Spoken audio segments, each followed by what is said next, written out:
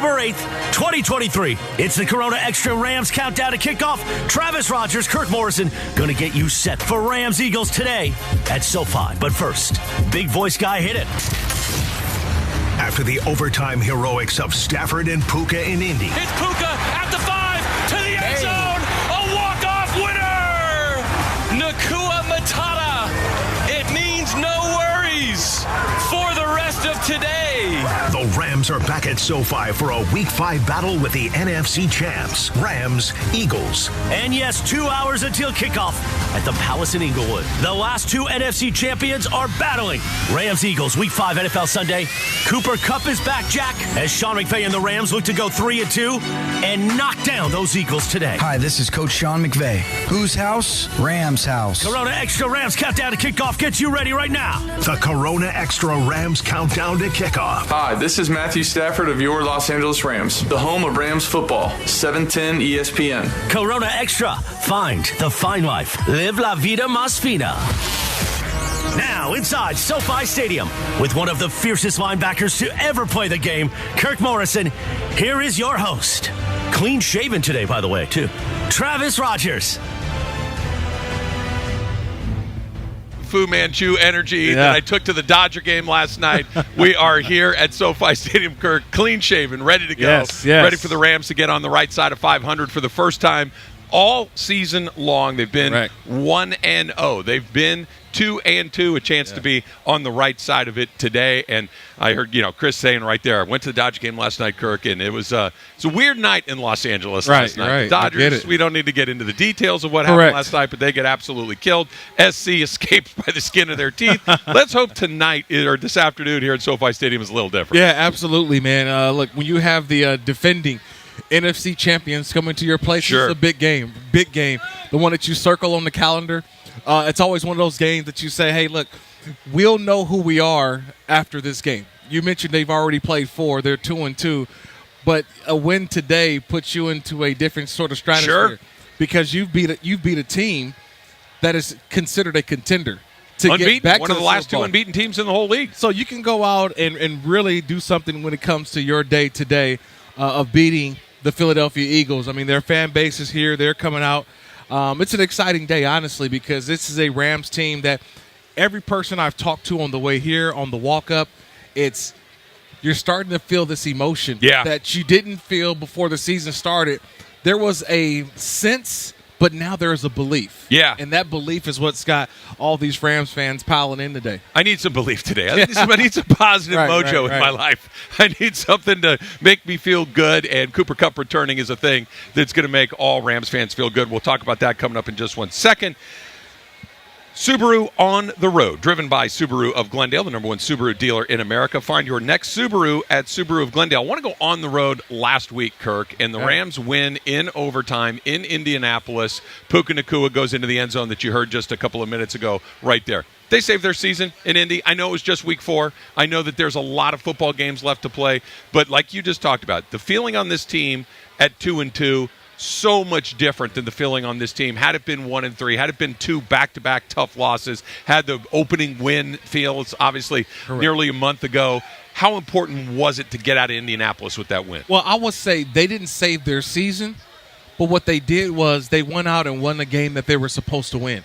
On paper before that game, that was one that I think a lot of Rams fans, pundits, critics, people who cover the team, that was one of the early wins for the Rams, going up against a rookie quarterback and Anthony Richardson. The Rams, if they couldn't beat that Colts team last week, then it was going to be a tough season. So to me, they sort of par for the course, so to speak. That this week is the more important test because last week is what was handled.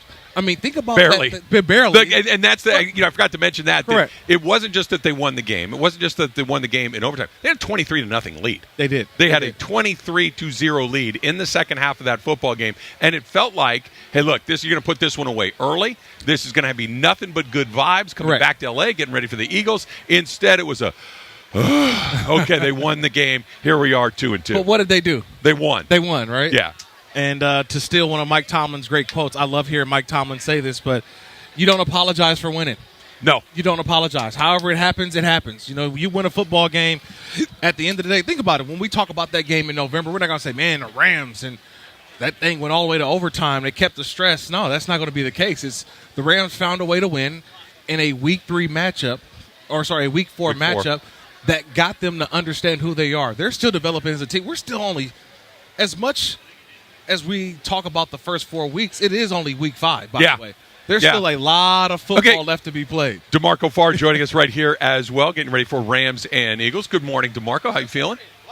Let's turn DeMarco on. There we go. What's happening, baby? DeMarco, let me ask you all over again. Yeah, go ahead. I'm feeling good, man. Feeling good. I'm hating green. I've hated green since high school. I'm looking right at you. Yeah, baby. We'll see you on the field. What's happening, folks? Let's get it on. You're feeling good about this morning. I am. This is fun. This is the challenge you want, man. I mean, look, Philly's 4-0. They're good. They're a Super Bowl contending football team, one of the best in the NFC. This is the teams you want to match up against and beat in your own stadium. Like we said, I think on the way in, we said it might be 50-50 today, jersey-wise. Yeah. Green to blue. Correct. So this is what you want. You want to send them home early and send them home sad. We'll see what happens today. Yeah, we'll see what happens today. And obviously, the Eagles won, like I mentioned to Kirk a minute ago. They're one of 2 remaining unbeaten teams in the league, San Francisco being the other one. San Francisco's put some games out there that makes you go, okay, that's the best team in the league. Right. Philadelphia looked like that to you so far? Oh, yeah. I think they have the best offensive line in the game. Right. I really do playing right now. The best defensive line, even without Fletcher Cox, they're still going to be a load.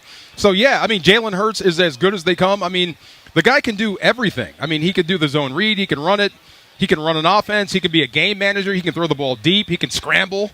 I mean, this is one of the better quarterbacks. I think San Francisco may be head and shoulders above them because of one guy, Christian McCaffrey. Yeah. But this team is not far behind roster-wise. So, yeah, this is going to be a full-time job, a full-course meal for the Rams.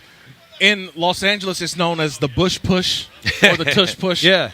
In Philadelphia, it's called the Brotherly Shove. Yeah. How do you defense that play? If it's 3rd and 1 for the Rams on defense and the Philadelphia Eagles line up with everybody packed in tight, 2 guys right behind the quarterback, Jalen Hurts, how do you stop that play, DeMarco? I'm looking right at you. Context to this really quickly? Go ahead. Because the numbers are absolutely incredible when you look at this. Yeah. The brotherly shove. They've run it 37 times. Yeah. It's been successful 34 times out. That's 92% success. They're good at it. They love it. That's their calling card. Is Zach Crockett? Remember, were you there with them? Oh, yeah. I thought you guys at one point, the Raiders were unstoppable on 3rd and short, 4th and short because of Zach what Crockett, they – So, I mean, this is what they do. But if we get caught in that situation, hey, Kirk, come downhill as hard as you can. I'm going to submarine up front. Okay. I'm going to try to take out as many as I can, grab ankles. Tell them what the submarine is. I got to get below the kneecaps of the center of the guard and try to chop them out and just dive forward as far as I can and create a new line of scrimmage and make everything have to go up and then over. And hopefully everyone behind me, Kirk included, comes like a scalded dog and just goes for contact. But the problem is Jalen Hurts knows this. Yeah. He can slide off to one side or the other. They could break that formation, throw the football. So it's a tough play to stop. The best way to stop it is not get in those situations. Do a great job on 1st and 10 and 2nd and long. I asked you this when you came on with me and Slee earlier in the week. Like, I understand your point is don't get in 3rd and 1, don't get in 4th and 1 situations, and the technique that you just described. Okay, fine. If we fast forward to next season, do you think that plays legal in the NFL? I don't see why it should be outlawed. Me neither. But I did think Richard Sherman made a great point. Because they did outlaw defenses pushing to get pressure to block field goals. Right. They said that was bad for player safety. It's just on the other side. It's on the other side. So I would examine it. But, I mean, look, it's a play in football. It's a short yardage play. I mean, this is a tough game. It's designed to be brutal. So if you get in those situations, they're going to run you over. But I would do it with my own guys. Correct. I would put O lineman, D lineman on 3rd and 1, 4th and 1, and go ahead and let's see if you can stop my guys from doing it. Yeah. What's your expectation for Cooper Kupp today? You know what's funny, man? Look, I know he's going to start. Okay. Goal 1 is to see him finish the game because you're going to need him for the next 13 weeks. Absolutely. If you have designs on playing 14. You know what I'm saying? Yep. You're going to need him going forward. But he's going to open up a lot of things for Puka Nacua. He's going to open up a lot of things for Tutu Atwell. As a defense with Cooper Kupp on the field, there's just more to communicate, more to talk about, more to do. So at some point in the game, somebody is going to be left one-on-one. There's a name you mentioned. You forgot to mention. Van Jefferson. Yes. Yeah. Is he the odd man out with Cooper Kupp? Because we're going to watch and we're going to analyze today. Cooper Kupp goes on the field. We know all eyeballs will be on number 10. Now Puka Nacua has earned the right to now be part of the game plan for a defense. And then Tutu has made plays. And it's like, well, the Rams only run 3 wide receivers out there. Who's the odd man out? It's got to be him. It's got to be Van. I have nothing but respect for him, but it is what it is. He hasn't performed at the level to stay on the field. I'm with those not other taking guys. Puka off the field. I cannot. And you're not taking Tutu off I can't either, right? take Tutu off the field. So when Cooper comes back, you're looking for the softest touch, and it just so happens to be you. Now, you had your chances. You absolutely had your chances to make this a tough choice, but it's not. When Cooper's up, he's in, you're out. Super Bowl champion DeMarco Farr joining us before the Eagles and the Rams kickoff coming up just a little bit after 1 o'clock.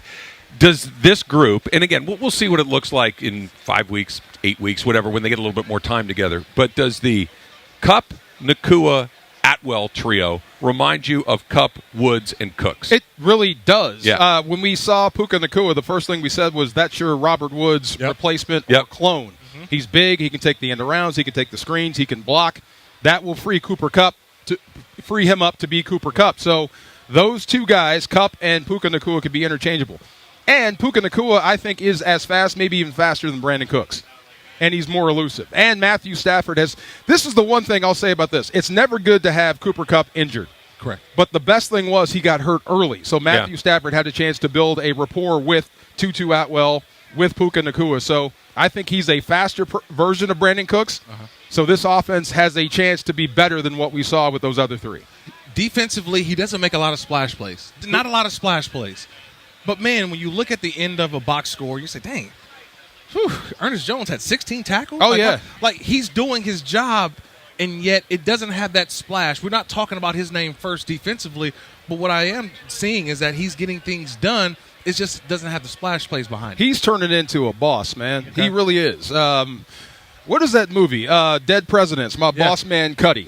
He is turning into that dude. He is the voice you hear in the locker room. I mean, Aaron is there. Aaron is obviously the guy, but Ernest is the guy that's leading this football team. Wow. When Raheem Morris needs to make an adjustment or an attitude adjustment, he goes to Ernest first, and then Ernest will take care of it. This is all the locker room stuff. And then on the field. How important is it that it comes from a player as opposed to a coach? It's important that it comes from him. He's the green dot. He is the leader. He is the guy. He is the coach on the field, and he makes a lot of plays. So, look, your job is to make every play you should make and some you shouldn't.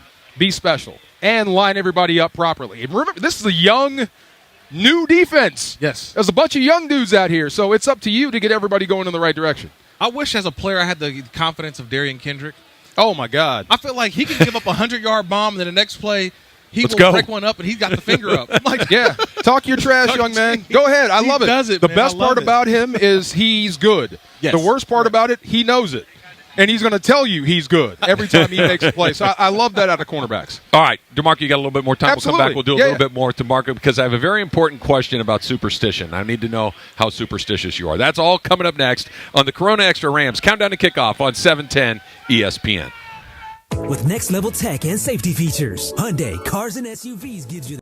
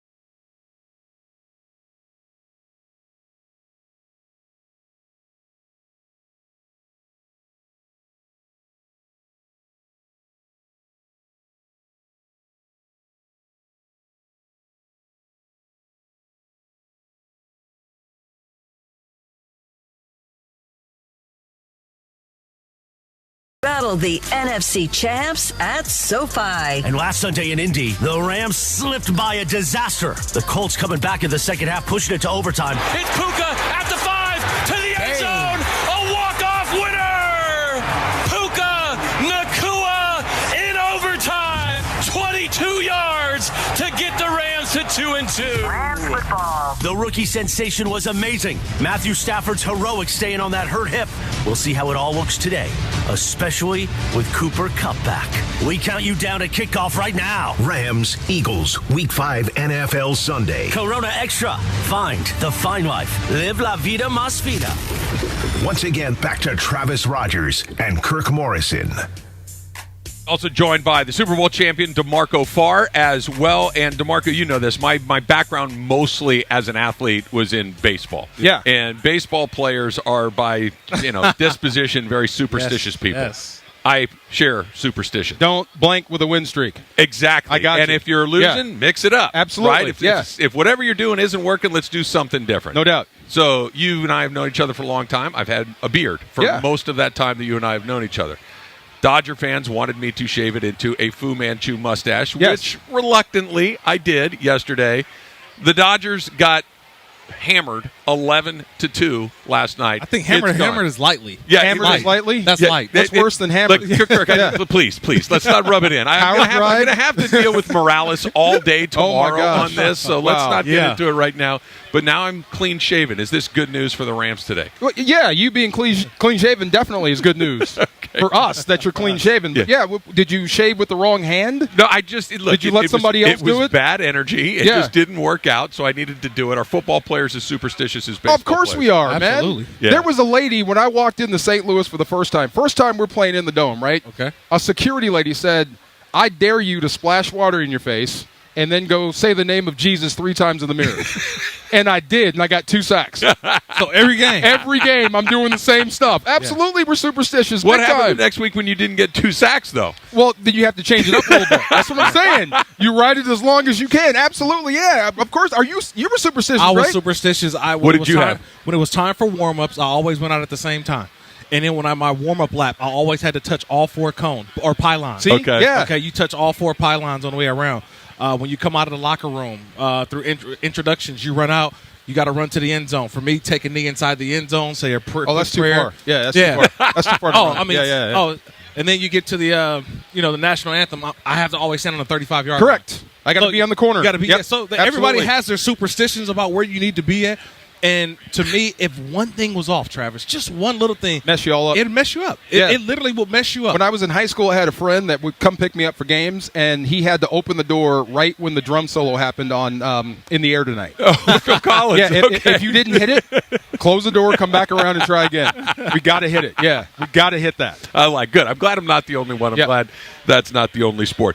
You heard it in the open right there. Matthew Stafford's hip. We saw him limping around pretty good up in Indianapolis. He's a tough guy. There's no question about that. He's been a tough guy from the moment he came into the league. You think there's any lingering effects of what we might see as far as his mobility goes today against I saw him walk out for warm-ups, and he looked fine. He was walking straight. He's not sprinting yet. He's not warmed up. But, I know he hated to do that in Indianapolis. He hated to do what? Show pain. Yeah. Show that he was hurt because he gets the game. He knows everybody's watching. And when we see a quarterback as defenders, when we see them show pain, it fires us up. We want to finish him off. So he hated to do that, but you had to. And he's a tough guy. So, look, he's going to be under siege today. We all know this, even without Fletcher Cox. Sure. Yeah. This defensive line could absolutely get after you, and they're going to get after the Rams today. So if he throws it 30 times, I'd say 25 of them, he won't see the end of it. He won't know what happens. He's going to be picking himself up off a pile. So you might as well respect the guy in the open field when he's throwing under duress to catch the football cleanly. Make sure he's not doing this for nothing. Yeah. Yeah, but it's going to be a tough game for Matthew Stafford today. You know what I love about the NFL is that we see these young players and they mature in front of our eyes, right? Yeah. They grow up quick, and they grow up quick. Yeah. Kyron Williams was a guy who last year we said, good complimentary piece to Cam Akers. Yeah. Give us some special teams work. Now he's the leading running back. Goes over 100 yards again for the season last week. He is starting to show more and more that he is an every down back in this league. Because it's more than what I'd say when he runs the football. He's been picking up the blitz. Matthew Stafford doesn't get that ball off to Puka Nacua if Kyron Williams doesn't make that block. So to me, it's how much more do you put on his plate Or do you have to start to bring in a Ronnie Rivers because you don't want to overload the young guy? I think you had to cede some carries to Ronnie Rivers, and I'm with you on Kyren Williams, everything you said. But the one thing I don't know is how much of this can you take? Correct. Because he's not the biggest dude. And we're already starting to see Ronnie Rivers get in there and start series. Yes. And this is your down, this is your series, and let you run with it a little bit. But he's been a revelation. He's been a better inside runner than I thought he would be. Yeah, I agree. A lot more physical. I mean, he runs through contact. I went back and watched Seattle. It was obvious from carry number 1 that he was the best back on this football team. Yeah. And that's sad to say because of the other guy. But, yeah, if you can keep this up, you'd be great. It's an excellent start to his career, but how much of this can you take because he's not the biggest guy? DeMarco, talk about it from your perspective as a former defensive lineman when you know that other team is going to continue to run the ball. That even a team that passes as effectively as the Rams do, you got Cooper Kupp, you got Nakua, and obviously Stafford, who's one of the best who have ever done it. But I know that I got to at least wait to see what that guy's going to do first. How does the that running change? back? Yeah. I mean, look, back in the day when Marshawn Lynch was up in Seattle and Russell Wilson was making his ascent to be a superstar, I was never worried about Russell Wilson. I was always worried about the guy behind him. And that's football. I mean, if you have that stud back, he's always going to draw your attention. That's the fastest way to lose, is letting the team run the football on you. So I would say today that one of the questions we have is, how do you stop Jalen Hurts? You don't. Right. What you do is you stop Swift. You take that away. You take away the run game. If Jalen Hurts gets out, scrambles for 15, just like last week, I heard Raheem Morris say this to his defense. If the other guy scrambles for 15 yards, so what? Line up and play. Eventually, they're going to have to play basic ball, and then we'll get after him. Same thing with Philadelphia. If you stop the run, if Hurts gets out, so what? Eventually, he's going to have to drop back to 7, and then you unleash the dogs and go get it. This Rams offensive line, they played well last week, but obviously Matthew Stafford holds on to the ball a little bit longer, allow plays to develop. What's the game plan today? Because we've already talked about this is a different defensive line. We're talking about some true dogs, no pun intended, from You've Georgia. had this before, right? You've had this before when you're good at something, stopping the run, rushing the passer, and then from the first snap, you can tell they're going away from you. Right. We're throwing quick screens. Oh, you guys are afraid. That fires you up, right? Yeah. Oh, you guys don't want to see us down the middle. So that kind of fires you up as a defense. I like Minnesota's approach to facing Philly. They came right at him. They ran the ball right up the gut, stop it. We got guys that can break tackles and then let Kirk Cousins kind of do what he does off that. So I thought New England did the opposite. They showed them too much respect. We're going to throw the ball, put it on the perimeter early. They made every play on the outside and then got after the quarterback. So if I'm the Rams, if I'm Sean McVay, I'd make them prove it. I know you're tough. I know you're good. I know you can rush the passer, but I'm going to make you prove it to me today. And then I'll work my offense. Super Bowl champion DeMarco Farr getting us ready for the Rams and the Eagles kickoff coming up just a little bit after 1 o'clock. We spoke about this earlier in the week, Jalen Carter. And you said something that made my eyes bug out of my head. Yeah. He's next after Aaron Donald. We might see a baton pass today. It's ridiculous. He's got a sack and a half already, and he doesn't start. He may play a lot today. I don't think he's going to start, but he's going to play a lot today. He might start. But, look, the stuff that Aaron's doing now, this kid's doing already. When I'm talking like these little jitterbug clubs and knocking guards to the ground with one move, I mean, that's what he's doing, and he's a puppy. Yeah. I mean, you can tell when you see a puppy that's got big paws, that's going to be a big dog. Eventually, with more reps, he's going to be the heir apparent to what we see with Aaron. I know you got to get up to the booth. I know you're doing a little alongside JB coming up. You're not on the sidelines today. Yeah. Mo is in London, so we're going to let you go. I get to sit down for a game. Yes, I love it. You get to sit down. You get to sit down, and we're going to do that as well. Enjoy. Thanks so much, DeMarco. Appreciate you. So, Jalen Carter, Kirk, when you watch him, do you see the same thing? Do you see, I mean, to say the next Aaron Donald is an incredible compliment because there's only one Aaron Donald. That he's not only the best defensive player of the last several years, he might be one of the best defensive players ever. I mean, we're talking Reggie White, you're talking Lawrence Taylor, you're talking Aaron Donald. Jalen Carter be one of those dudes? Well, let's just put this in, or rewind for a little bit. Jalen Carter, for a majority of last season, Travis, was considered the number 1 overall pick in the NFL draft. Right. Now, there were some things that happened, outside of football after he won a national championship, and it sort of hurt his draft stock, He had to go to the combine, and he was, I think, involved in a civil suit or of some sort, and had to turn himself into the police. And so everybody was like, whoa, wait, who is this kid? What are we missing here? And then you got nervous about would he even be available for you? And all I've seen from him in his short period of time in 4 games is that he's a menace. Yeah, he is a terror.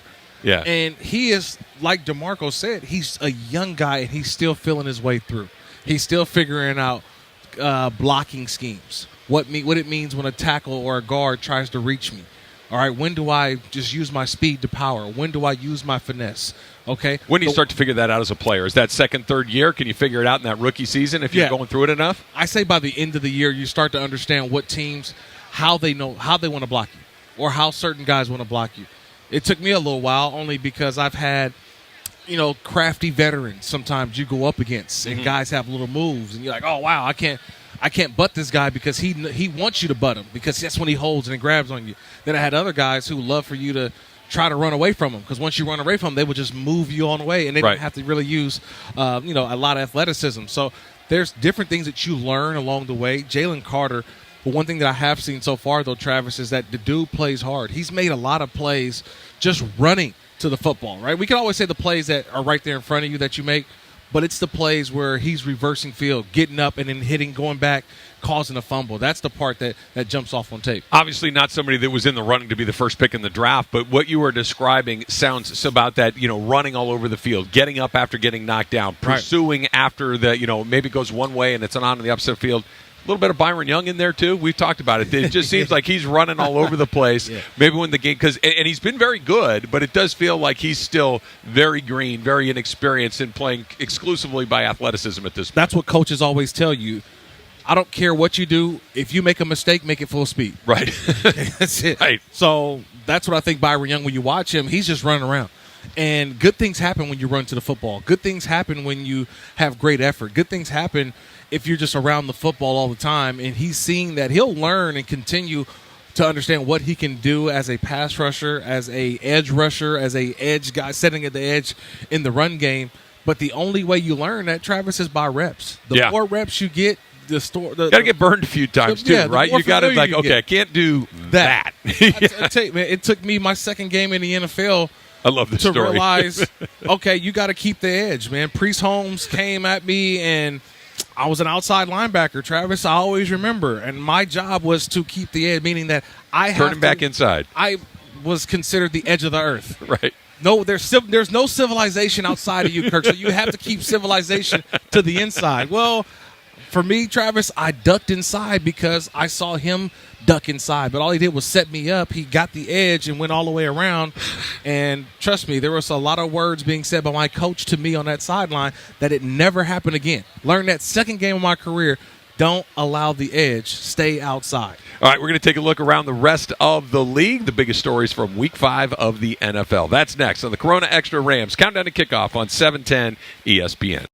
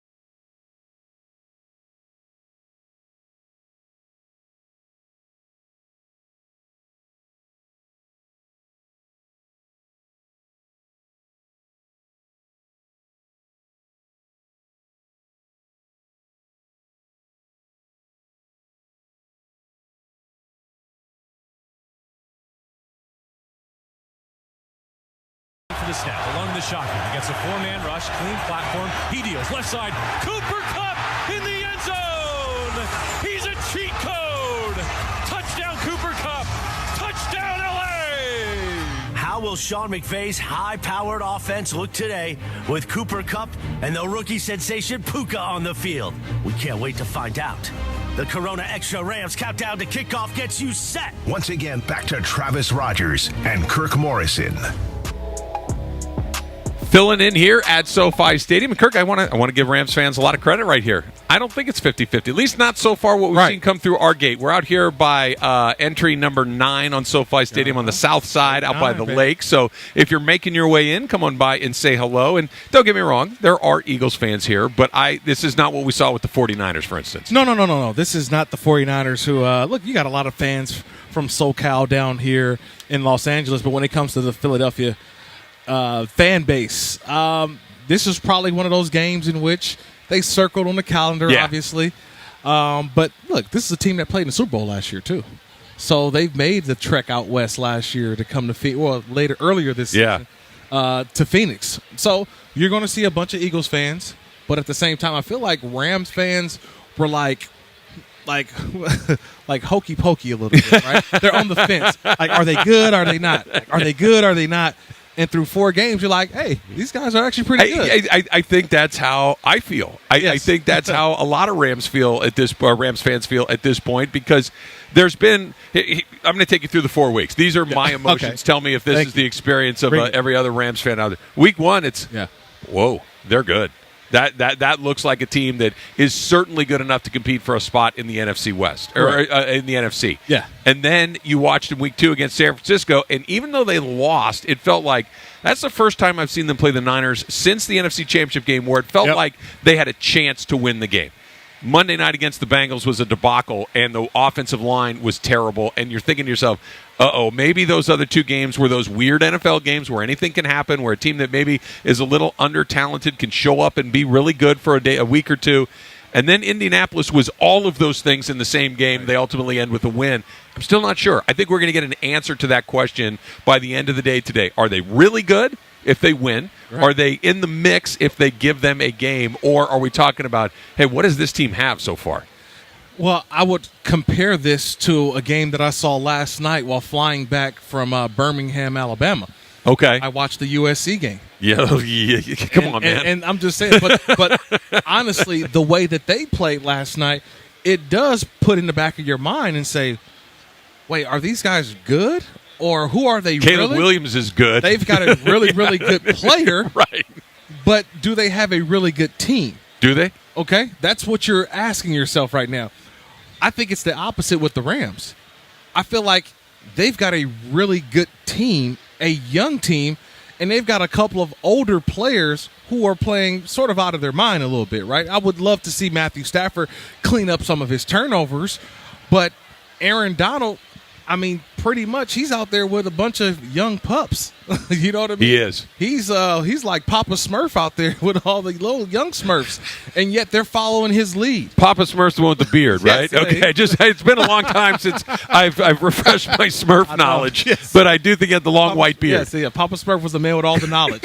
Okay. Did he have a different hat? I feel like his hat was red and everybody else's was white. Smurfs have been exactly right. And then there was a wizard in there somewhere. I forget what he did. It's Gargamel. Thank you, whoever. Thank you, Ben. Appreciate the Gargamel knowledge. All right, let's talk about some of the other games this week. Our top games of the week brought to you by Morongo Casino Resort and Spa. Good times. I don't know if there's anything that's a better representation of how unpredictable the NFL is, how little we actually know week to week, than watching the Bears put up 40 points on the Commanders. It's like, I don't know, man. This league doesn't make any sense week to week. You just know that anybody can beat anybody. Yeah, Thursday night games are a little bit it's similar to Friday night games in college football. Yeah. Right. You know what I mean? It's like freaky things happen. It's just like, how did Oregon State just manhandle Utah, right? Mm-hmm. You know, it's one of those situations where in the NFL, again, Travis, what I always say? It's a week-to-week league. It's a week-to-week league, man. Especially against a team that's as hungry, that's clawing back against the wall. Like, people don't understand. You start off 0-4, it is a bad place to be in that locker room. Oh. You don't want to talk to the media. You don't want to talk to your family. You don't want to talk to your friends. You don't want to walk around in the city, especially the city of Chicago. Right. We're talking about one of the major media markets in the country. Every channel you turn on is, those Bears, 0-4. So you hear that, and you're like, we got to get a win. And so the desperation kicks in, and they played desperate. They wanted it more than the Washington Commanders. A bunch of touchdown passes, a guy that's been in battle really from the time he's come into the league. He looked pretty good, and we'll see what happens next week, like you mentioned. We saw the Colts last week, the Rams in Indianapolis. We got to see what Anthony Richardson looks like up close. Colts are beating the Titans at the half 10-6, but he left the game with what looks like a shoulder injury, and this is the rub when you have a big, strong, physical quarterback like Anthony Richardson who's not afraid to, put his face in there. Well, I think you mentioned we saw him last week, and the one thing that me and you kept saying was, wow, they really use him in the run game. Yes. You know what I mean? And I understand. Not out of take off if there's nothing there, but we're calling it in the huddle. Yeah, this is like design runs. Right. I want to say that I believe he was close to the leading rusher for his football team last week versus the Rams. At some point, you have to say self-preservation. And I think I'm trying to connect some dots here. Colts head coach Shane Steichen. Mm-hmm. He was with the Philadelphia Eagles last year as their offensive coordinator. Well, he worked with a different quarterback by the name of Jalen Hurts. Sure. I can tell you this. As much as Jalen Hurts is a runner, I very rarely have seen him take a big shot. No. He doesn't run for extra yards. He's running to get yards and then slide, get out of bounds. When Hurts runs, what reminds me of a little bit is Russell Wilson. He does. Correct. It's one of those, I'm going to run if it's there, but the second I feel something, I'm getting down. You don't get to hit me. Yes. You don't get to hit me. Correct. Richardson reminds me of Cam Newton, who took shots. Right. Well, you could do that in college, and not in the NFL. You're more valuable to us on the field, and I think he's learning that right now. But then also, you got as a coach, how much do you take him from that? Because his ability, right? We just talked about Justin Fields. One of their God-given abilities is to take off and run and go. And it is a weapon that keeps defenses on their heels. So you want that aspect of their game to stay with them, but also there is a risk involved when you try to have them be a part or so much of your run game. The Detroit Lions have an 18-point lead at the half, 28-10 over the Carolina Panthers in Detroit. When do we start talking about the Detroit Lions as a contender to win the NFC? Whew. We saw San Francisco. We've seen Dallas. We got Philadelphia. You kind of have that three group of, Philly and San Francisco at the top, Dallas right behind them, and then you've got Detroit. You've got a handful of other teams like the Rams that are competing for the rest of those spots. Do we put Detroit in that next group? Yeah, they're in Group 2. Yeah. I think Group 1, Eagles, 49ers. That's the Group 1. They're in the group with Dallas? Yes. I think it is. It's Dallas. It's Detroit. I think it's the Rams. You throw Seattle back in there. They've won 3 straight. Yep. So, Tampa, they're playing well, and I know the division they're in, but there is that the top 2, San Francisco and Philadelphia, and Detroit has definitely put themselves in that conversation for a team that can represent the NFC. There's still a lot more football to go, but they're getting guys back. We talk about Cooper Kupp returning for the Rams today. They got Jameson Williams back with the adjustment to the NFL's gambling policy. Remember, he was supposed to be suspended for 6 games. Now he's available in Week 5 because of the adjustment. So they get a big-time player back. They'll be without Amon-Ra St. Brown, but defensively, solid, and offensively, I told you, I'm always going to be a fan of Jared Goff. Yeah. And he's playing about as good a football as I've seen since he left the Rams. And it feels like they're asking him to do exactly the right amount of things. Correct. That when he was here, it felt like maybe he was asked to do, like Matthew Stafford has so much on his plate with this Rams team. Correct. I was telling Emily on the Travis Slee show earlier in the week that it feels like he needs to throw a 9-inning shutout every time he goes out there if they're going to win a game. That he needs to be that good for them to that offense to function the way that we'd like to see it function. Matthew Stafford needs to go 9 innings. Jared Goff needs to go 6 or 7 and just keep everything running and let the other guys be your bullpen. Well, I think he's also – his head coach is a little bit different than Sean McVay. His head coach is about running the football. They've got a 2-headed monster, David Montgomery, also Jahmyr Gibbs. Gibbs is out today, but they run the football. I mean, David Montgomery, last week when they played against the Green Bay Packers, he had 30 carries. Yeah. You tell me a Rams running back last time they had 30 carries. I don't even think Todd Gurley had 30 carries. So, look, that's part of what you mentioned. Jared Goff is going to give you some good innings And then all of a sudden you still have some guys that he can rely on to just hand the ball off instead of having to have them throw those shutout innings. Also at the half, the Miami Dolphins with a touchdown lead over the Giants in Miami, 17-10, the score right there. They're coming off getting, kind of run over by the Buffalo Bills, who lost in London earlier this morning to the Jags. Yeah. But it looks like Tua's having a good day so far. 200 yards at the half, 1 touchdown, 1 interception. Yeah, the interception was a pick six, so that's something that they have to clean up. But they're arguably the best offense in all of the NFL. They can score at will. They have Jalen Waddle back. They just traded for Chase Claypool, the former Bear, former Pittsburgh Steeler. So their offense got a ton of speed.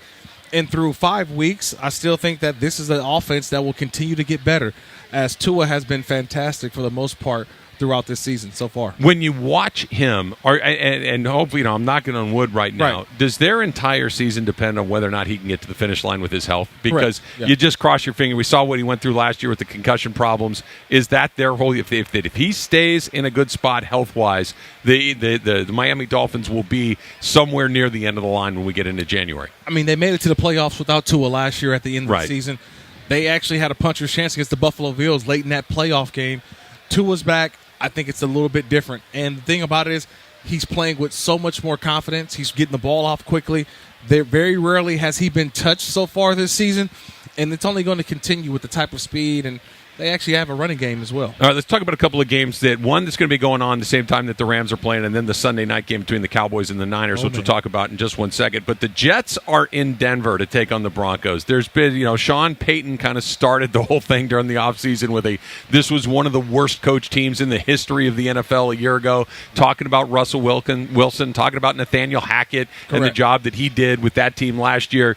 Does that fire up the other Jets guys because Hackett is there with them now? Is he their guy? Do they take that personally, or is this between Hackett and Peyton?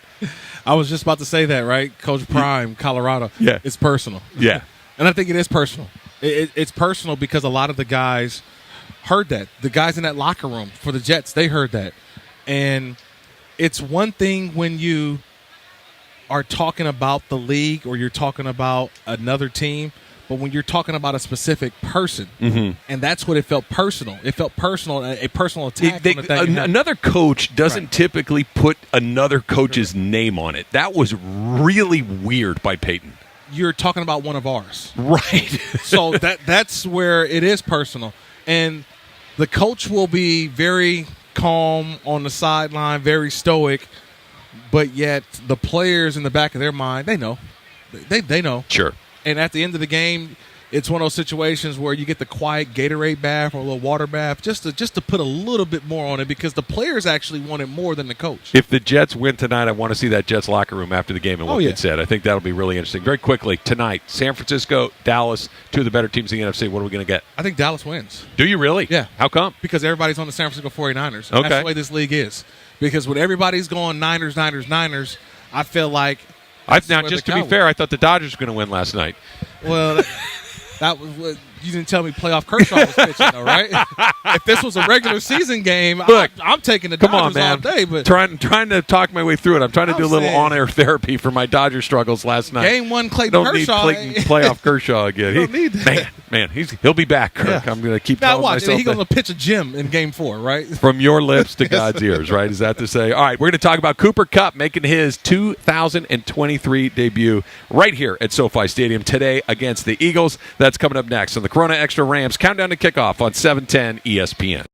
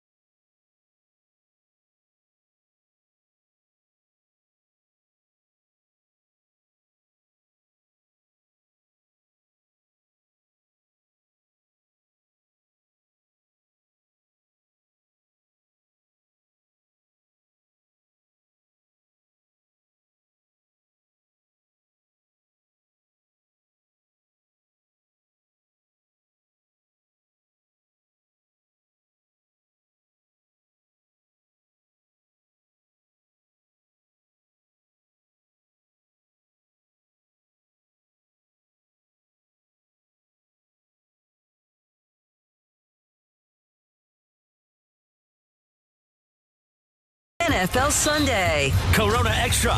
Find the fine life. Live la vida más fina. Touchdown, LA! We count you down to kickoff for Week 5 NFL Sunday. Rams-Eagles at SoFi. Remember, you can hear every moment of the play-by-play with JB, DeMarco, and MJD just by listening on the all-new ESPN LA app. Download the ESPN LA app, then bam, you're one tap away from the Rams. Exactly right, Matthew Stafford. Search ESPN LA in your App Store or Google Play. Download, tap, bam!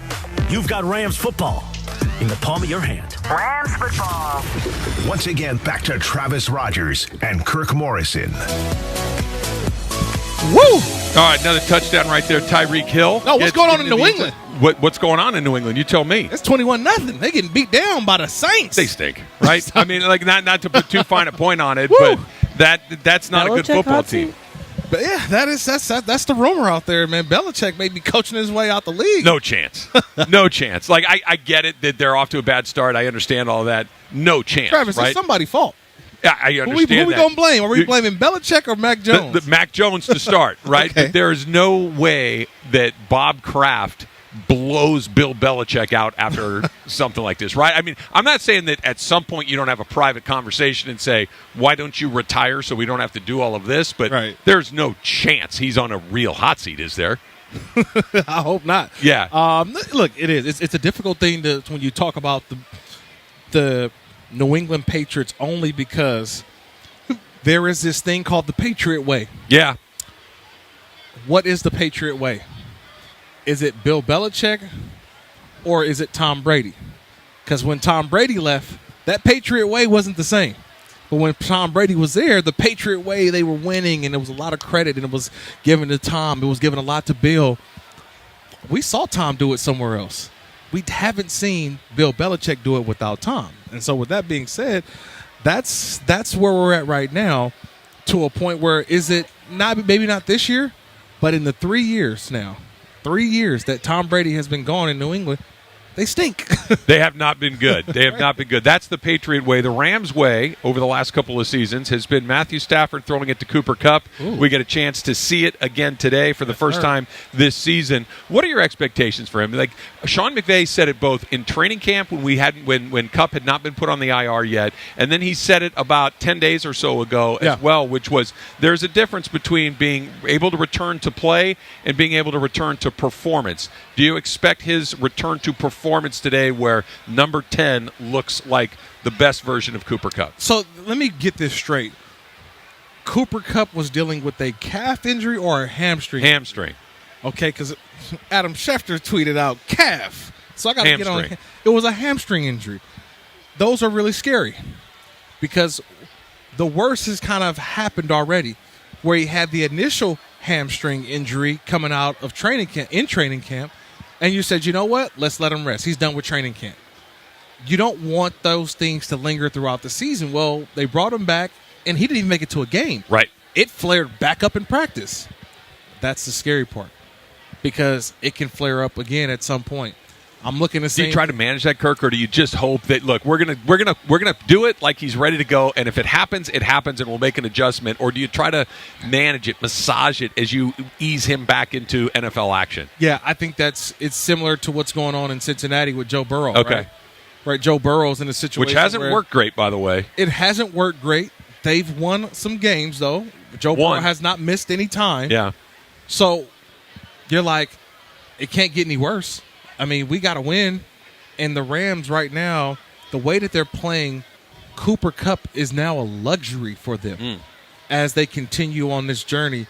They're not depending on Cooper Kupp. It's one thing like if Cooper Kupp didn't play today, we still would give the Rams an honest shot at winning today's football game. Cooper Kupp does play, and now we're thinking like, okay, how do you fit him into this? Because he is actually a major piece.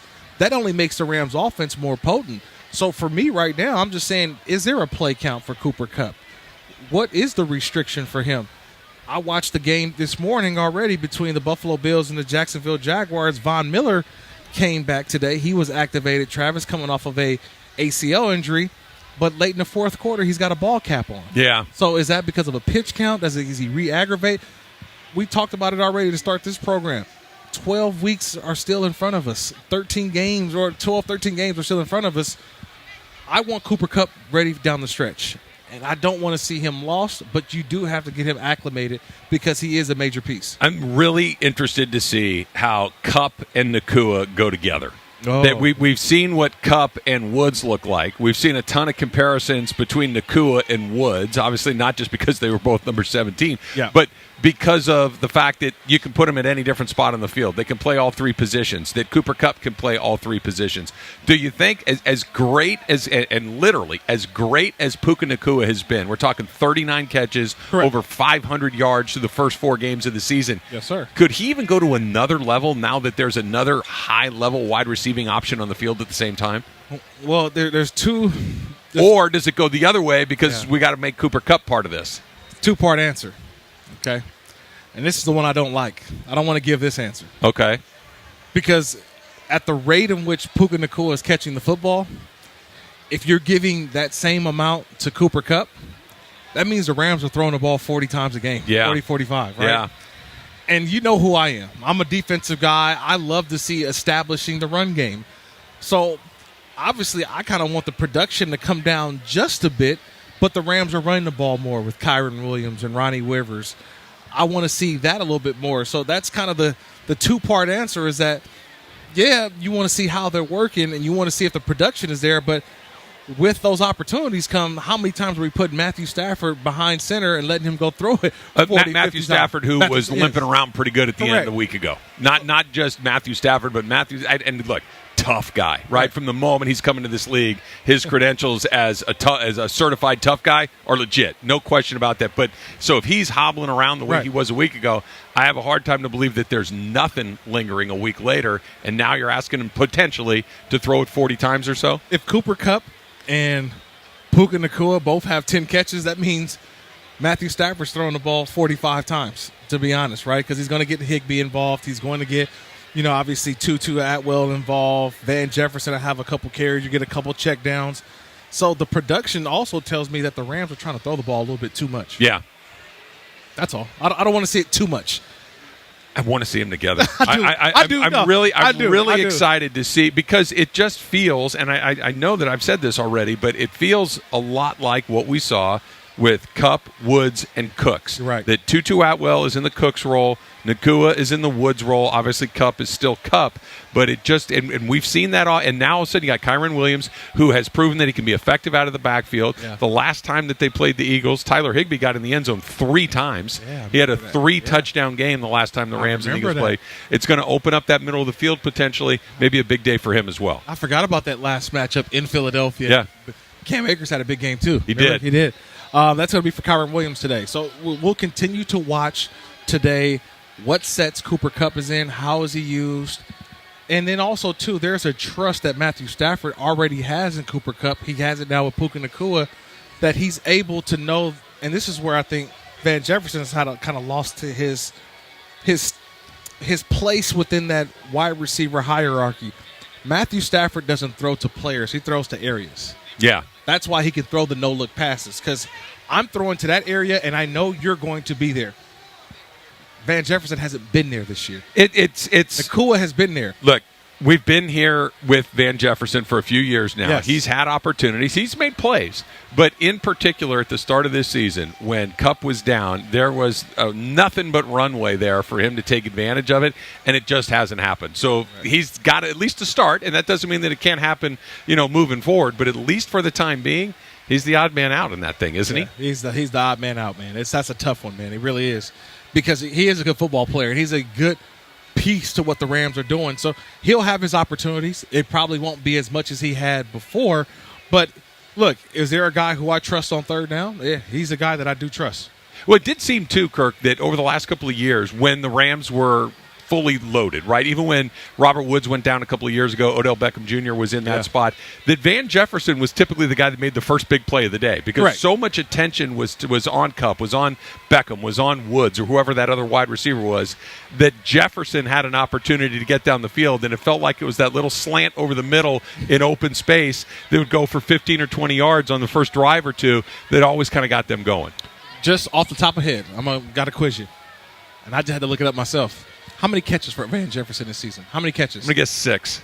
Yeah, you're right there. 8. 8. Okay. Puka Nacua, how many does he have? I know he's got 39. 39. Yeah, yeah. That's a wide gap. I was never very good in math in high school, Kirk, but I do know that 39 is more than 8. Yes, it is. I 31 more than 8. Yeah, I do remember that you want 39 is better when it comes to catches, points, those sorts of things as well. All right, we are getting you ready for the Rams hosting the Philadelphia Eagles. Of course, the Eagles on top of the NFC East. They are 4-0. They are still unblemished, one of 2 remaining unbeatens in the league. Of course, San Francisco 49ers, the other team. The Rams looking to get on the right side of 500 for the first time this season. They've been at 500 a couple of times. We will see what they get going. That is coming up next. Plus, the Corona Extra Rams countdown to kickoff on 710 ESPN.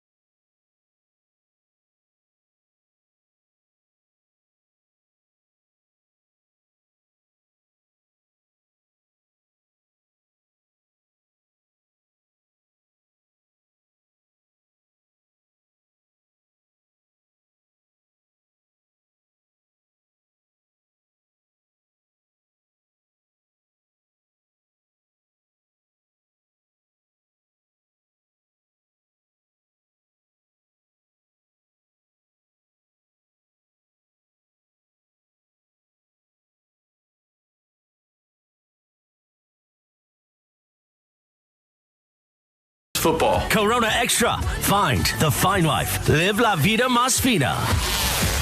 Now, inside SoFi Stadium, with one of the fiercest linebackers to ever play the game, Kirk Morrison, here is your host. Clean shaven today, by the way, too. Travis Rogers.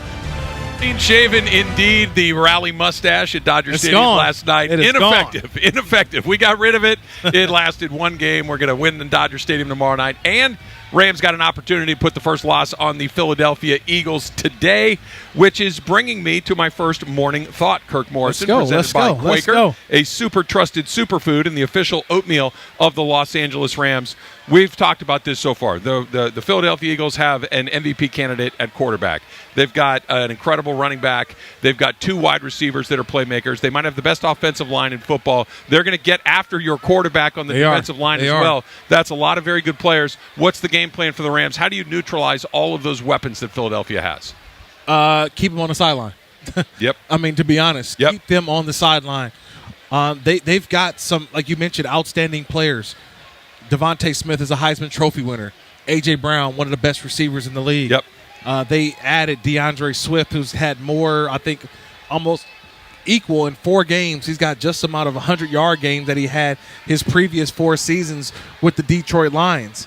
So they've added some pieces, and you talked about their offensive line led by the other Kelsey. Jason Kelsey at center, not Travis. No, we won't. Who's he dating? We don't have a Taylor Swift. Is he married? Is he a wife? Okay. So I didn't know if there's somebody famous I need to be aware of. No Taylor Swift sightings here in Los Angeles. But Jason Kelsey's been an outstanding center for so many years to come, and I mean for years, and that's why it's one of those reasons why I think the Rams today they have to keep that offense of the Eagles over on the sideline. That's what they've been really good at when they've had success so far this season as well. We are joined right now by a legend of Rams football who's given a very big hug to my man Kirk Morrison. Steven Jackson joining us right now as well. Steven, put that headset on right there for you if you don't mind. Thanks for coming by and talking a little. So what do you think about today? What do you think about the Rams and their chances to get going and give the Philadelphia Eagles their first loss of the season? There we go. Yeah, thank you. I'm really excited. One, we got Cup back. Yeah. We're all excited about that. Yeah. And then 2, I think anytime you get an undefeated team coming in, they're going to come in with a lot of confidence about themselves, how they want to play the game. But because their offense is so dangerous, I think it's important that we kind of try to play ball control. Keep their offense on the sideline, make them watch our greatness, and and hopefully our defense lean on them, and Aaron makes the plays that we know he can make when we need them. What have you made of this Rams team first 4 weeks of the season? A lot of surprises. I think week 1, initially out the gate, right, big win. You don't know what to expect. Like, okay, we're going to be a lot better than maybe was predicted going into the season. And then you have the mishap with the 49ers, which is it's a divisional rival game. So that game's always 50-50. But going now we get into October. Yeah, now we get into October, November. I think the true character of what this team's going to be is going to be defined now with these next 8 weeks or so. Yep. Rams legend Steven Jackson joining us before the Rams and the Eagles. And Steven, it looks like you're still putting a little time in the gym. Yeah. you ready to put on a helmet and get out there today? I do. I have a 17-year-old running back at home. Okay. And between chasing him and trying to show him what I used to be able to do, it keeps the weight off a little bit. But no, it's always been important for me to relatively just make sure that I'm on top of my health. The game is violent, and I don't want to slow down too much. But at the same time, I'm not running the 40 either. So. No sprinting, right? Yeah, right. The cardio's on the other side. Right. Earlier it was been the running back position was a position that just doesn't get the credit that is due, and it's been one that doesn't get paid well. But to see Jonathan Taylor, and for him to get a brand new contract, he gets off the PUP list. He's playing today for Indianapolis. But to see a guy like that can kind of reset the market for the running back position, that when we played together, the running back was the most important position outside of quarterback. Now it's sort of shifted, and the running backs don't get the same credit as you used to. For sure, yeah. So JT, I'm very happy that happened for him. I was able to meet him down at the Combine before he was even drafted. So he's a great young man. I had a chance to get to know him over the last few years. To your point about the position, it's just the ideology. A lot of general managers, a lot of teams are just saying, hey, we could plug a guy in there to a certain length, right? Right. Yeah, you could plug a guy in there to just do a job. But if you really want a difference maker, if you want somebody that you could just give him the ball in the fourth quarter and just take over a game, that still takes a special interest. It still takes a special guy. And hopefully guys like JT, when they do get paid, not only do they continue to have the success, but the team feels rewarded. They rewarded the right guy. Correct. Because if you pay a guy, he doesn't perform, then that whole thing that we're arguing and trying to fight against continues to linger. Rams legend Steven Jackson joining us before the Rams and the Eagles. As a running back, as a physical running back, can you feel it when you can – that defense, like, man, again. Oh, Can you feel it? Take it around? Yeah. You can. Body language is a big thing. Right. I'm always watching the defense body language. And then 2, you could tell late in the game a guy might take a different angle than he did in the first quarter. You're like, okay. I got you. Yeah, I got you. You're really not going to show up like you're supposed to. And then, keep the legs drive. What's that like? What's that like when you know you got a guy? Oh, it's like winning an arm wrestle. Like, you're like, yeah, buddy. Yeah, I got you, buddy. Got me a couple times. Sure. Look, the Rams' offensive line is one in which I want to see them go out and be more aggressive in running the football. I think sometimes Sean McVay, he gets away from that because he's so comfortable with Matthew Stafford that Matthew's always going to make the decision. But I'm seeing something from this young back, Kyron Williams, in his second year with the Rams. What have you seen from him so far in just 4 short games? Kyron was a good running back in Notre Dame. Yes, he was. He was a St. Louis native. Okay. Yeah, right. But not only do I root for him because I've watched him for so long, but I think he's a very football situational running back. He's smart. Yeah. And to be year 2 and be that kind of heads up about the game, it lets me know that he studies, he's paying attention, he's coachable. Mm-hmm. And now you hope those intangibles continue to build off of the coaching and the training that he does over the years. So when you're going up against a team like Philadelphia Eagles that has not just a quality defensive line, but one of the best defensive lines in football, you've got an offensive line in front of you that's going through some stuff. Joe Noteboom's not going to play today. We'll see about Lark Jackson, whether or not he's able to go when the inactives are announced here. As a running back, knowing that those two things are happening at the same time, offensive line in flux going up against a defensive line that's playing at a high level, what does that do to your game? I'm going into the game thinking I want to be in space. So give me screens, get me on the edge, and then when I do play in between the tackles, now it's on me to make sure that the defense knows that it's going to be a long day, right? Offensive line is going to have the fluctuation. Defensive line, to your point, they're going to win snaps. Mm-hmm. But the snaps that I'm able to get on the edge and I'm able to get down in the second and third level, I have to make those guys yell at the D-line, like, hey, don't let that happen no more, mm-hmm. right? I want to see some infighting, but the only way you make that happen is making your presence felt. San Francisco has been like a thorn in the Rams' side. They beat them a couple years ago to get to the Super Bowl.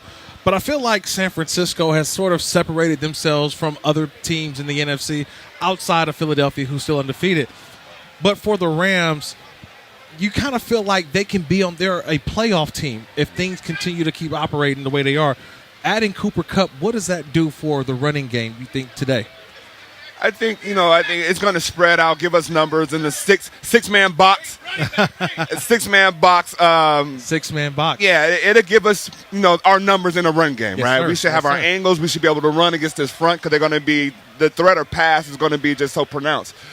But that's the thing, to your point about the 49ers kind of setting themselves apart from the rest of the conference. I think they play physical. I think at the end of the day, we all have to remind ourselves when it gets late, November, December, January on, you got to be able to pound the ball. You got to be able to instill your will, and I think that's what the 49ers do really well. Steven Jackson joining us here before the Rams and the Eagles. Also, the Carl's Jr. Big Char Chili Burger is here, a whole flame-roasted Anaheim chili and big smoky sweet flavor. It's what you get when Carl's Jr. plays with fire. 8 years in a row, you went over 1,000 yards in this league. Mm-hmm.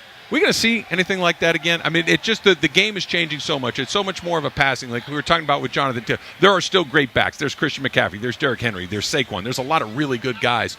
But just where this is the focal point of our offense, week after week, season after season.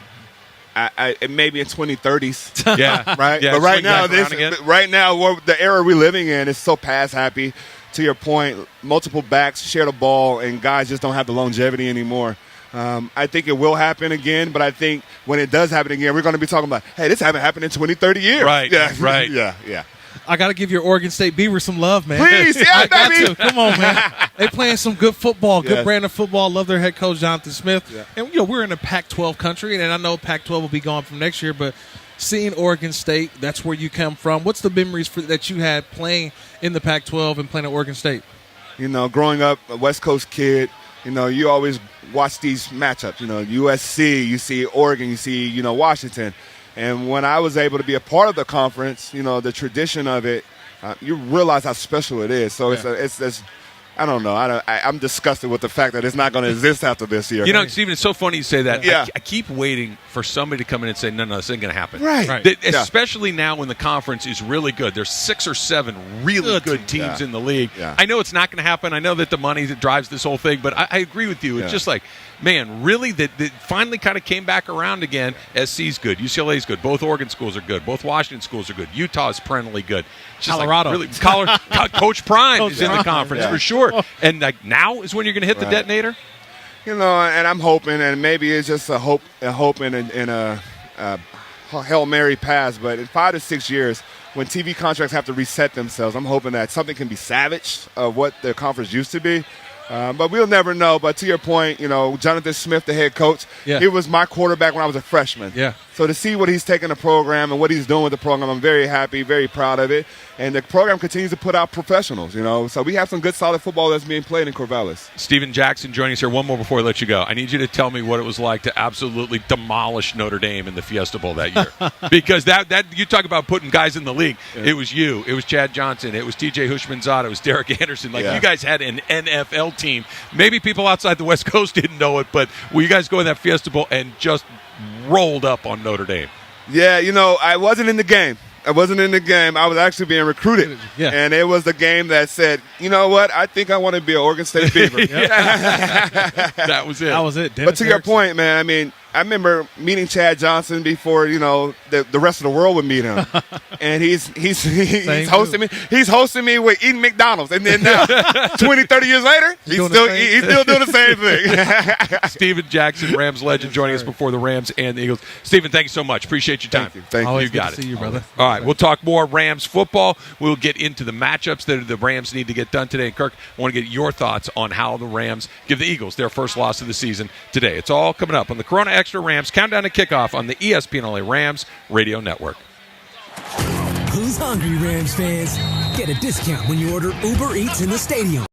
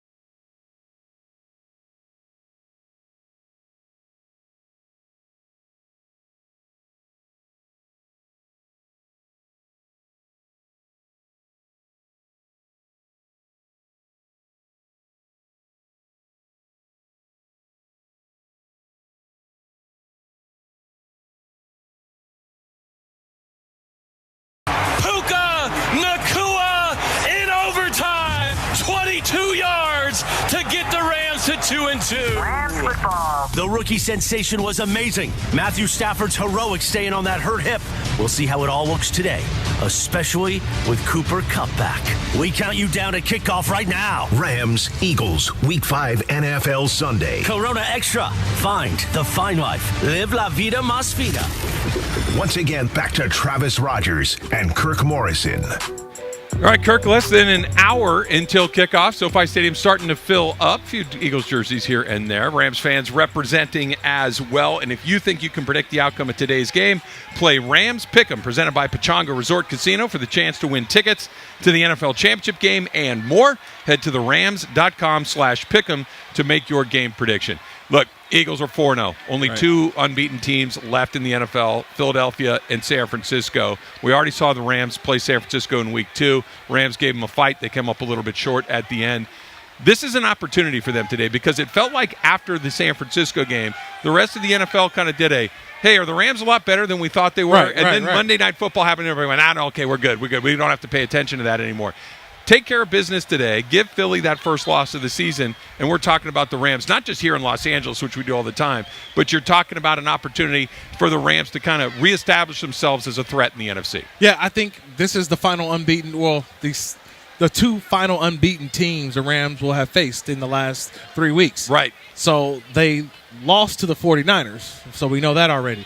They're not where the 49ers are. But if they beat the Eagles, it's like, okay, well, they belong amongst the conversation of better teams in the NFC. That's what today is really all about. This one does put the NFL sort of on notice to circle back on the Rams. I said those lasting effects of a Monday night, Sunday night, Thursday night game, when they lost to, like you mentioned, Cincinnati, it was like, well, we see it, but it's how they lost, too. It's how they lost, too. It's like, I don't know. But then you go out and you play well the week after. You get a win in overtime. But this is the one that people will really look at. They beat the Eagles. They beat the team that represented the NFC last year. They beat Jalen Hurts. They beat, Nick Sirianni. They beat that outstanding defense. This one will definitely get more people talking about the Rams than what they've done in the first 4 weeks. What do you think of the Rams' offensive line as we get here ready for Week 5 against the Eagles? We know we're not going to get Joe Noteboom tonight. We're still waiting to find out about Alark Jackson and whether or not he's activated for today's game. He's going to be a game-time decision along the way. Kevin Dotson filled in really nicely at right guard last week with Noteboom sliding out to tackle. I think it's one of the very few silver linings from a year ago where they found some offensive line depth, where they found some versatility along the way. It's going to be put to the test today against Philly, isn't it? Yeah, because those are some big boys up front. And with those big boys, they have to figure out what will be the combination. And I think we did see it a couple weeks ago when it comes to, I think, the Rams and their protection, right? Remember when Alark Jackson went down, they brought in Zach Thomas. Zach Thomas struggled. And he struggled. There was no time for Matthew Stafford. Last week they made the adjustments, and Matthew Stafford had a little bit more time. They're going to have to figure it out today because this is a pass rush that I know that I fear in watching them on tape. And the thing is, this isn't just a regular pass rush. This is actually a pass rush, Travis, that has depth. So they come with a hockey line change in terms of bringing more and more guys in fresh. The brotherly shove. Are we going to see it today? That's coming up next on the Corona Extra Rams Countdown to Kickoff on the ESPN LA Rams Radio Network. The Hyundai Ioniq 5, named Motor Trend's 2023 SUV of the Year.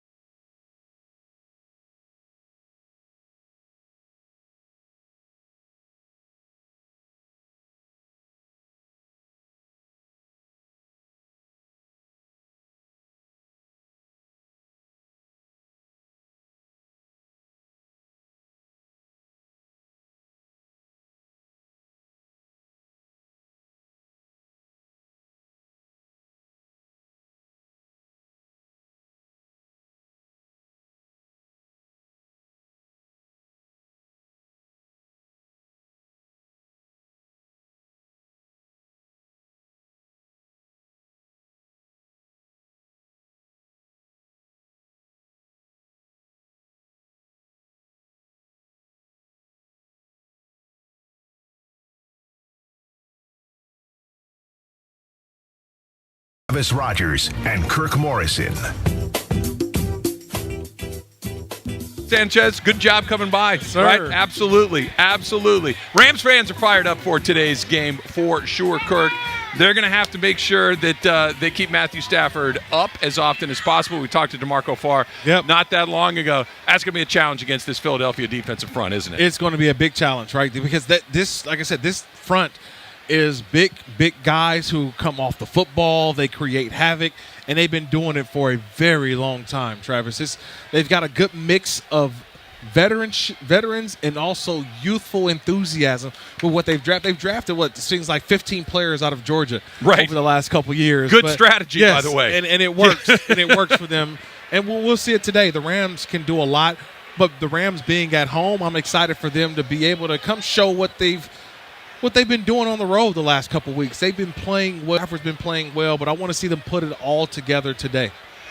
Putting it all together today means what on the defensive side as well, Kirk? Because you're talking about a team that has Jalen Hurts as their quarterback. You're talking about a pair of wide receivers in Devontae Smith and A.J. Brown. You're talking about a running back with DeAndre Swift, who leads the league with 498 yards through the first 4 weeks of the season. Where do you start? Where do you start to attack this team when you're on defense? God, that's very tough. And I would say that one thing that if I want them to do, I want them to stop the run. I have to stop the run because their offense is actually predicated on the run game. That's what opens up the big plays to Devontae Smith and also to A.J. Brown. When they're able to have the play action, that's why having DeAndre Swift has been great for them because they have a legitimate number one type running back. So I want to see the Rams today start with building a wall, stopping the run, because once you stop the run, now you can play coverage, and then your guys are going to have to hold up on the outside. I mean, these are two of the best receivers in the league, and a guy who kind of gets overlooked is the tight end, Dallas Goedert as well. Another very dangerous weapon for this team along the way. And we talked about how this team can run the ball. We've talked about how they are incredibly effective in short yardage, which brings me to El Torito is offering free nachos when your Los Angeles Rams successfully make a fourth down stop. So get loud. This is Nacho First Down. Visit therams.com/rewards for more details. Fourth and short, third and short, goal line situations. The brotherly shove, the tush push, right? How do you defend it? They've run it 37 times. The Philadelphia Eagles have. It's been successful 34 out of those 37 times. That's a 92% success rate. How do you prevent them from converting on that play? It's a big leverage play. And the hardest part is that it's a play without a snap count. Okay, it's just whenever the center decides to snap the football. So you got to have a little bit of luck. You got to be able to read that center, read that snap, and you've got to have a bunch of leverage in terms of getting underneath the offensive line. What you're doing is you're trying to create a pile so that the quarterback can't move forward, that the only way that he can go is up over the top. And if he goes up over the top, that's when you need your linebackers and safeties to fill in. My only thing is that they've been doing it so well, and you just don't want to be the team that they do the pop pass or they do the reverse on, right? It's always been in the back of my mind because we're always saying, okay, this is – but you already know. It's like when the Wildcat. Everybody was like, oh, the Wildcat, but they never throw it. And then all of a sudden, here you are selling out to stop the run, and it's the one time that they throw the little dink pass for a touchdown. So you always have that in the back of your mind. But, again, their success rate tells you that this has been their most effective play in that third and fourth and short. They're not afraid to do it. So we saw it on Thursday night with the Commanders and the Bears, and Al Michaels said something about, Kirk was talking about how it's just, it's virtually impossible to stop, that it's a rugby play, and Al Michaels, there's nothing you can do about it except for change the rule heading into next season. Do you think the NFL would consider changing that rule? Because if a defensive team tried something similar to get pressure on a kick or something, it's a penalty flag. But when we do it on offense, it's the brotherly shove. Well, it's different on a kick because there is safety involved because you have a actual long snapper with his head down who's snapping it backwards. So he is considered defenseless. This is a play where everybody is actually on the defense, offensively and defensively. Everybody is aware. They got rid of the double pushing in terms of on the field goal because it was, I know when I play, The reason why they outlawed it because we would line 4 guys up and try to burrow over 2 guys to create a lane. Now, that's different, okay? This is an actual play where everybody's involved, Travis. There's no one. You think they'll leave it alone? I think that I don't see any way of stopping. How can you stop that particular play? What would be the rule change? Well, you can't run that play. Well, there's plays that look just like it. Could it just be as simple as you can't shove a player from behind? That's going to be tough. Yeah. Because they've already have the rule that you can't pull a player forward. An offensive lineman can't grab and pull someone forward. They can only push. All right, Eagles still looking to pick up their first loss of the season. The Rams, of course, looking to get it to them. Cooper Kupp can help them do it today. He is back for the first time all season. We'll talk about his impact on the game. What does it mean for Puka Nacua? It's all coming up on the Corona Extra Rams. Countdown to kickoff on the ESPN LA Rams Radio Network.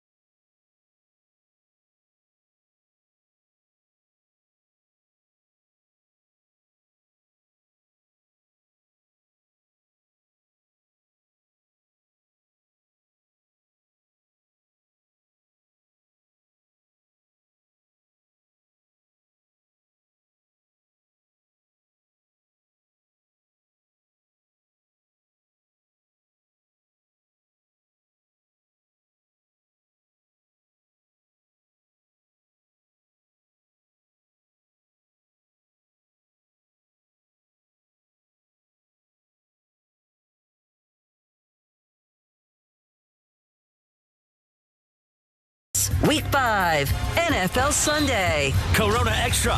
Find the fine life. Live la vida más fina. Touchdown, LA! We count you down to kickoff for Week 5 NFL Sunday. Rams Eagles at SoFi. Remember, you can hear every moment of the play-by-play with JB DeMarco and MJD just by listening on the all-new ESPN LA app. Download the ESPN LA app, then bam, you're one tap away from the Rams. Exactly right, Matthew Stafford. Search ESPN LA in your App Store or Google Play. Download, tap, bam!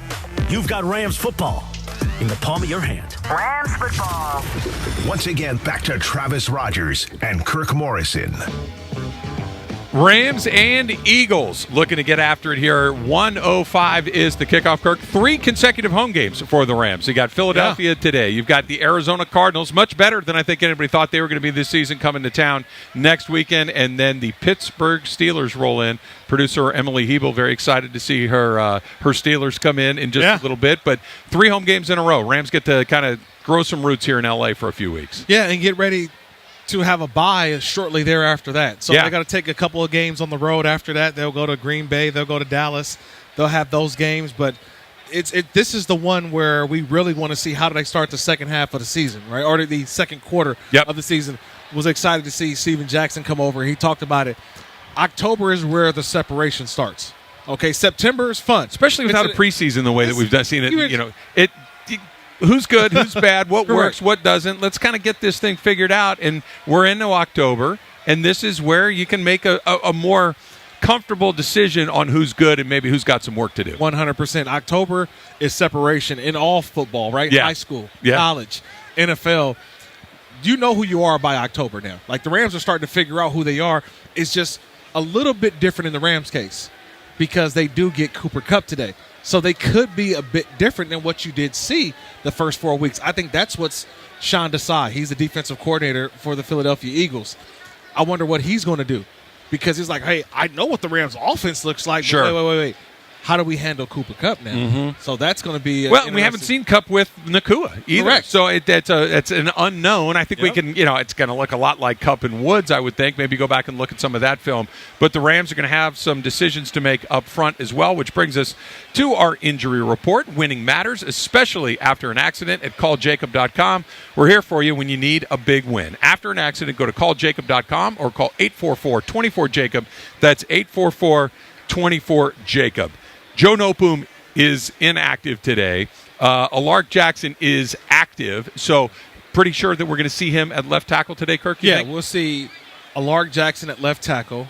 Steve Avila will be at left guard. Yep. Center will be Coleman Shelton. Yep.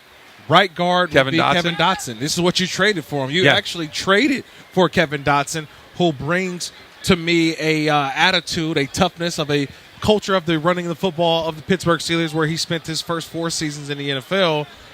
And then you on the right side you have Mr. Steady, Rob Havenstein. Right? Yeah. We don't really talk much about Big Rob, but Rob has been doing his thing, quiet as kept, and that to me is a good sign for the Rams that they look about as whole on the offensive line.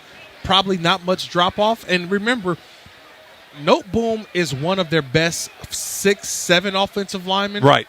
So it's kind of been plug and play at that right guard position anyway. So I'm not saying that the Rams have this like, oh my God, Noteboom's not starting or he's not active. Well, you do have a starter in at right guard in Kevin Dotson. Not like he's just some guy that just they pulled off the street. What does it do for the Rams offense today to get Cooper Kupp back for the first time all season long? So all of a sudden you have not just Puka Nacua, who has been fantastic, not just good, but fantastic through the first 4 weeks of the season, 39 catches, over 500 yards, but you're putting another all-pro level talent on the field with him. It's like going to the family reunion and seeing one of your cousins you haven't seen in a while, right? Yeah. You get there like, there you go, what's up, baby? You know what I mean? Like, it's so much fun. You know, it's so much fun to see Cooper Kupp be a part of the offense now, right? And I think that he's been chomping at the bit to get out there because you can see how much success that the offense has had, and the success of Puka Nacua and the success of a Tutu Atwell. You add in Cooper Kupp, I think that's only going to create more opportunities, I think, in the running game. I think right now the Rams, the culture of the Rams or the philosophy, this is a pass first, run second type of team. Will the Rams now force teams to have to be in the cover 2 shell? Yeah. Maybe play more coverage. That's only going to help out a Kyron Williams, and we'll see Ronnie Rivers. I want to see him get a couple more touches today as well. We talk about how October is kind of the time when you can make some more definitive, decisions on what this stuff is. And I don't know if we can do it now with what I'm about to say, but I do think that at some point this season we'll have an answer to this question, which is Puka Nacua going to be the guy that we talk about in December? Like, man, remember that start he got off to where he had 500 yards through the first 4 games? Or in December, we're talking about how did the Rams find an all-pro caliber player in the 5th round? It's going to be one of those 2 things, because if he's anything like what it's looked like through the first 4 weeks, he is. He's an all-pro level wide receiver, but we've seen guys get off to fast starts before, and the league kind of figures them out, and they come back to earth a little bit. Which one of these guys do you think more likely it is for Puka Nacua? I think the league sort of figures it out a little bit. Yeah. I've always said that when you have a guy like Puka Nacua in the early part of the season, he's earned the right for us now to game plan against him. So I'm not going to let Puka Nacua get 10 catches. All right, it may be 1 double 17. That's maybe the call that we have in the huddle. Yeah. That we take him out of the game. But now that leaves 1-on-1 for Cooper Kupp. So those are some of the things that I'm going to look at today. How do I think the Philadelphia Eagles, how do they guard that? What do they do to stop what I think can be a potent Rams offense? But again, it's a pass-first offense. will they try to run the ball a little bit more? That's part of what I think this offense continue to evolve and be more 50-50 rather 70-30. When you're getting ready to defend this Rams team, do you start with Matthew Stafford? Do you start with Kupp? Do you start with Nakua? Where do you start to say, okay, when the DC gets that red dot out and starts circling guys, who's the first guy he puts on film? I think it's a quarterback. Do not let him get out of the pocket. All right, you do not let him step up. Yeah. Because when Matthew Stafford has a clean pocket, forget it. So we want a dirty pocket. That's what it is. Dirty pocket meaning that we want to be swimming at his legs, get a little shot in at the end. He's going to hold the ball, fellas. So when you think you're not going to get there, still try to get there because he holds on to the ball because he feels that he can make every single throw. And that sometimes is to a detriment. Like last week, he had a poor decision on that interception. Yeah. Going out of bounds, and he throws one. So today, that will be public enemy number one. Stop Matthew Stafford, which is getting him off the spot. All right, we're going to come back. We're going to give you our final thoughts, getting you ready for the Rams and the Eagles before we turn it over to the crew for the actual play-by-play. That's all coming up on the Corona Extra Rams Countdown to Kickoff on the ESPN LA Rams Radio Network. Who's hungry, Rams fans? Get a discount when you order Uber Eats in the stadium. Take $10 off your next 2 picks.